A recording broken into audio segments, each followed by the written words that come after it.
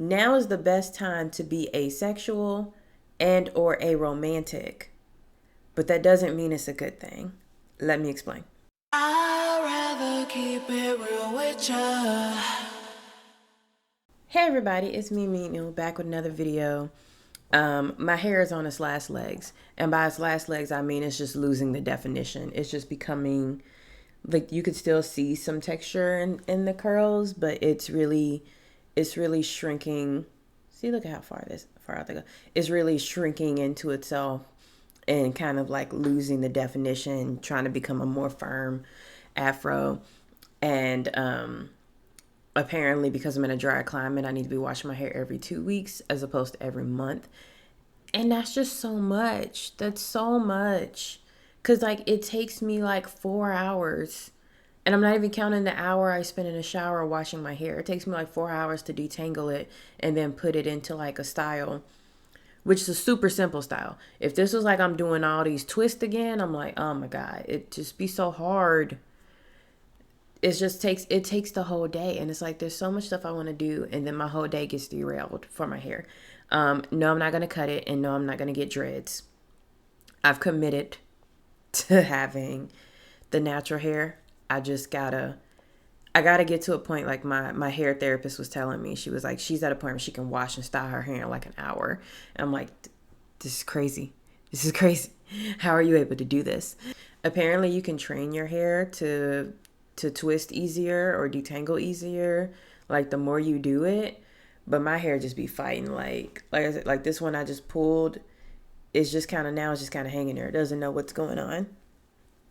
But I'm gonna have to go through it again. You see, I'm gonna have to go through it again and do the whole shebang, and I really don't feel like it.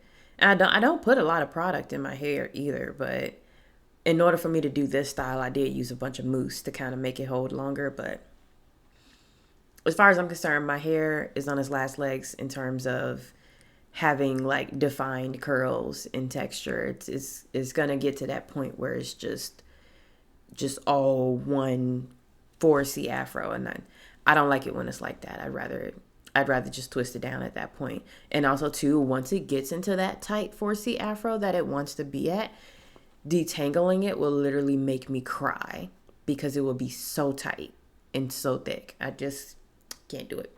Can't do it. Anyway, that's not what I want to talk about. What I want to talk about today is like, now is the best time to be asexual and or aromantic.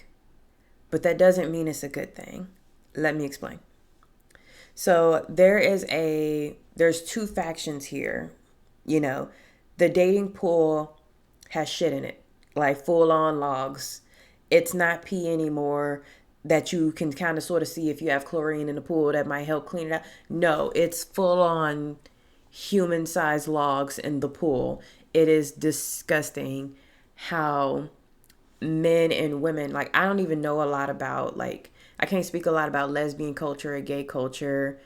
My friends are not talking to me about that. In fact, most of my lesbian friends have been in committed relationships for many years and or are married. And my non-binary friends are also in committed relationships. And then like my gay guy friends, I don't have a lot of gay guy friends. I've heard a lot of stuff about how toxic that community can be in terms of looks and weight and stuff like that. But I don't have a lot of gay guy friends that are talking to me about this. So a lot of the communities I am in are filled with straight and or lesbian women, and straight women are having a time right now. They are having the worst time in terms of dating. And you know, everybody always says that this is the worst it's ever been.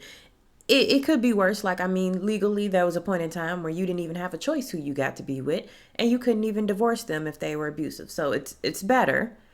But in terms of dating and forming like connection with people, it's awful. It's awful. And there's a few factors for this. I saw a video, and I don't know if this is a broad trend or not because I'm not dating people, but I saw a video where they were talking about like this thing called instant dating, where apparently you just meet someone online, you agree really quickly to meet them in person. If they see you in person and they don't like what they see, they just leave. They don't talk to you. They don't say, hey, how are you? They don't try to get to know you. They literally, from the second they see you, will decide whether or not they want to continue talking to you at all. It's very rude and disrespectful. And I don't know if it's something that's happening everywhere or if it's something that people like is kind of happening and then people are making it out to be a bigger deal. But I will say the audacity of men has skyrocketed over the last few years. And you can thank Canvas Samuels, you can thank Andrew Tate, you can thank any of these guys with podcasts where they try to make it seem like men should be the prize and women should just take whatever they can get. Those guys who spend all their time trying to tear down women's looks, you know, devalue women, do the Madonna whore thing. Either you are a complete whore slut and you don't deserve respect, and you must bow down to me and serve me and change everything about your life for me and get off social media 100% because I don't want other men thinking about you sexually. You're either that or you are in this Madonna situation where it basically their mother, and they're not sexually attracted to their mother. They see their mother as that long submissive slave, because a lot of these guys come from homes where they didn't have a father growing up. So they see that as the ideal woman for them is a woman who is willing to completely cut herself off from any other meaningful relationships in her life and 100% prioritize you. She has to be sexy, but only sexy for you. When she's out in public, she has to look like somebody's grandma. She's not allowed to have social media. She's not allowed to ever try to look good when she goes to work, or else you're going to accuse her of cheating. These men are very, very insecure and they're very controlling. And they make videos that appeal to younger men who have felt isolated and they don't know how to communicate with women. And because they don't know how to communicate with women, because they don't have any good role models, they are attracted to these red pill manosphere guys who say the problem is not your inability to communicate. The problem is not your struggling mental health. The problem is not your insecurities around relationships, or trauma regarding your parents' divorce or your single mom. The problem is women. Women are the problem. Women are to blame for everything that is wrong with your life and your relationship. Your inability to have the sexual relationship you want has nothing to do with your porn addiction or your lack of understanding of what real sex is like or your unrealistic expectations around what sex is like. It's women are just being difficult, shallow bitches. That's the problem. And I remember a while ago I read on Reddit a story about a girl who she had a boyfriend and they lost their virginity to each other, and he broke up with her because he was expecting, based off the porn he watched, her to like lactate when they had sex. And because she did not lactate, he broke up with her because he felt that it meant that she wasn't actually interested and that she was faking enjoying sex with him. And it's stuff like that. It's stuff like there's a lot of men who do not know how to interact with real life women. And they gravitate towards pickup artists. They gravitate towards Manosphere because instead of there being male role models out there who are telling them about what it is like to be with actual real life women versus the anime girl or the VR YouTuber or the AI girlfriend that you have online, instead of guys saying, hey, this is what real women are like, this is how you communicate with real women, this is what real women want out of a relationship with a man, they gravitate to guys who are what they would consider their ideal man. And it's either a guy who's very muscular and has a bunch of women that he paid to be around him hanging off of his shoulder, or it's like an older guy who he presents himself as more established and more wise, usually smoking some sort of cigar, being like, I focused on money and now women want me and all of that. They gravitate to those guys because they don't have proper male role models in their life. The problem with that is when they gravitate towards those guys, it justifies all of their fears by saying women don't like you, and it's nothing to do with you, it's nothing to do with the way you communicate. It's because women are just terrible, and if you tear them down enough, if we all as men come together and tear down beautiful women, and we make them lower their standards, and we make them hate themselves, they will settle for us, and then you will have a beautiful woman who is willing to do whatever you want, because she will be trauma bonded to you and codependent, and she won't feel comfortable leaving you.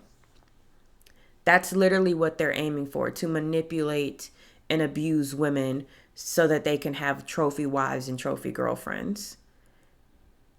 And it's incredibly, incredibly toxic. And women are sick of it. Women are sick of it. There are women who have fallen for this manipulation and have become so desperate that they are willing to settle for everything. There's a video on YouTube, I think it's from Love Don't Judge. And it is from a black man who, because he's addicted to cheating, has convinced his wife to become polyamorous so he could have multiple women in the house, to love him and take care of him. His argument is that he's never been satisfied with one woman. He always finds a woman who has some of the things that he likes, but not all of the things that he likes. So therefore, he needs multiple women. And he feels like, oh, it's so stressful having all of these women on you. But in reality, it's not. And you're not polygamous or polyamorous. You just like cheating. Polyamory is not a solution for cheating. And so you have people doing this where they're convincing their wives, who they've manipulated into feeling like they have no other option, to share their partners with other women, even when they're not comfortable doing so. And the ideal situation for these manosphere guys is to, one, have multiple girlfriends who are all beautiful, who are all hypersexual, but only for them, who are willing to give up their entire social media presence, all of their friends, all of their family, and completely take care of him, but also financially support him. None of the men who are pushing for these ideal type of relationships, none of them have the funds to have the relationship they want. Because if they were going to be polygamous, they would have to support all their wives, and they don't want to do that. They want the women to make the money. They can't afford the lifestyle that they are pushing for. So they push for some kind of weird version of it where they're all beautiful and they're all hypersexual. They work and they contribute to him financially, because ultimately these men, they just want to sit at home. They don't really want to go to work and do all of that stuff. But they want to convince the women to be traditional wives while also working and providing money and income to fund their lifestyle. And they want to be treated like a king who just sits around and does nothing, and women just show up and have sex with you. There are some women who have fallen for these tricks where their self-esteem has been beaten down so much that they are willing to settle for these men who want to give them nothing but sex and trauma. Like, all the men are bringing to the table is trauma and ego. That's it. They don't want to finance anything. They don't want to pay for anything. And I'm not saying that there's anything wrong with people going 50-50 in a relationship. These men, they don't want to go 50-50. They don't. They want like some kind of weird trad wife, sugar mama thing that doesn't exist. And they have very, very unrealistic expectations when it comes to women's bodies. So there are women who have fallen for this, and there are women who suffer through this. Sadie is pissed. I put Sadie in the bathroom because here we are just a few minutes before her feeder goes off, and she's digging in the feeders trying to get extra food. So I locked her in the bathroom to wait until the feeders go off, and she's banging on the door. But the point I was getting, the reason that I give you all of this background of how terrible men are being is because there is a larger group of women, and it's becoming larger by the day, who are sick and tired of dating. And they are sick and tired of playing games with these immature men. They are sick and tired of getting with men who present themselves in one way to get into your pants. And then as soon as they get what they want, they present themselves in a completely different way. And they're just like, pull the rug out from under you. They find out what the woman wants out of the relationship. They pretend to be all of that. They get to have sex with them, and then they don't care about them anymore at all. There's a video that everybody's been talking about on the internet was the 50 multiple videos of the woman on TikTok who she fell in love with someone who is a pathological liar, and she consistently ignored the red flags and all of the lying because she just felt like, okay, this is what it is. You know, he's a liar. I don't believe him. I'm exhausted. I'm tired. He's emotionally jerked me around so many times. And, you know, she gets pregnant by him. Now, in her situation, she loses the child, but in a lot of situations, that period where the men are pretending to be the man that you want, you end up they trap you. They end up trapping you with a baby. Before you even get married, they trap you with a baby, and now you're stuck dealing with their dusty ass for the next 18 years, fighting desperately for child support while they pretend that you won't let them be around their kids. And then also too, there's a lot of men who have kids and don't take care of their kids, but they present themselves as someone who desperately wants their children, and then their ex is just the problem. And then you get pregnant by that guy, and then you realize that the ex was not the problem. Like, it's so much manipulation and lying and faking who you really are.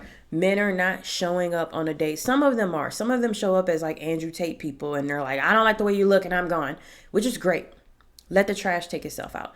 But a lot of other times, men are presenting themselves as one way and tricking women into being in a relationship with them and getting emotionally attached to them. And a lot of women are tired. So a lot more women are focusing on themselves, especially black women. A lot more black women are focusing on having relationships with other black women, having friendships. Some of them are realizing they're bisexual, and so they're exploring relationships with women. You know, black women are outpacing men in terms of higher education, which also equals outpacing them in terms of financial stability. So there's increasing amounts of men who want to depend on the women financially while also being in charge of them. But a lot more women are just choosing not to do it. A lot more women are choosing to be single, and a lot more women are choosing to be celibate, to not allow themselves to not allow their sexual desires to dominate them and make them make mistakes. Because that is the biggest thing that I meet with when I'm talking to like hypersexual women of any sexuality. Hello, Sadie. Yes, I know that you've eaten and now you're done and now you want to be on me, but no. She wants nothing to do with me until the food comes. Then all of a sudden it's, I love you, human. But they're choosing to be celibate and abstinent in order to keep themselves from falling for the traps of, there's multiple women who will say like, the sex was so great I didn't realize he was a hobosexual, and he moved into my house and terrorized me, and lived off me, and I couldn't get him out because I had sex with him, and then I felt like, you know, now I'm trapped in a situation. They're trapping people with sex. They're trapping people with babies. So a lot more women are being celibate and abstinent and choosing to focus on themselves and discover who they are as people outside of relationships. And that is wonderful, but it doesn't make you asexual. I know you were waiting, like, when is the asexual part going to come out of it? It doesn't make you asexual to be celibate or abstinent. And I want people to understand that. It is wonderful that there is a movement of people who are trying to understand who they are outside of their sexual desires and attractions. And people who are understanding that their sexual desires can get them in trouble. It can make them connect with the wrong person. And I think that's wonderful. I think that there's a growing exhaustion when it comes to the population being ruled by their sexual desire. And people are realizing that it causes a lot of problems, and there are a lot of consequences when you're thinking with that other brain and not the one up here. And I think that that's wonderful, and I think that that is really good for the asexual community, in the sense that you're going to meet more and more people who are not gonna be all about their sexual attraction with people because they are choosing to live a different lifestyle. But it doesn't mean you're asexual. Just because you're sick and tired of men and their nonsense doesn't all of a sudden make you a lesbian, and it doesn't all of a sudden make you asexual. I've seen stuff from people where they're like, I just got out of a bad relationship and I don't know if I ever want to be in a relationship again. Does that mean I'm asexual or aromantic? And I'm like, no. It seems like you just had a really bad experience in a relationship. I know plenty of straight people, especially on the women's side, who will get out of a bad, like will have a bad divorce and be like, I wasted so many of my years on this person and it ended poorly. And I don't know if I want to get into another relationship, you know? Or maybe they're with a partner that they're not attracted to, so they just never really have sex with that partner, but they're attracted to other people, just not the person they're with. It doesn't mean that you are, I don't know, one of those micro labels of asexuality that people make up to justify being attracted to one person but not being attracted to the next person. It doesn't mean any of that. And you're going to see more and more people who have these same stories coming to the asexual community. And it's not to say that you cannot bond with these people and connect with these people, because I have. But I connect with them understanding that they are still very much allosexual. They are still very much straight. And just because they had a bad relationship or they've sworn off men for a certain period of time doesn't mean that they're asexual for the next 6 months until they find somebody that they actually do want to have sex with. And I just want to make sure that you guys are remembering that distinction. Men being terrible does not change your sexuality. It doesn't. That's not how sexuality works.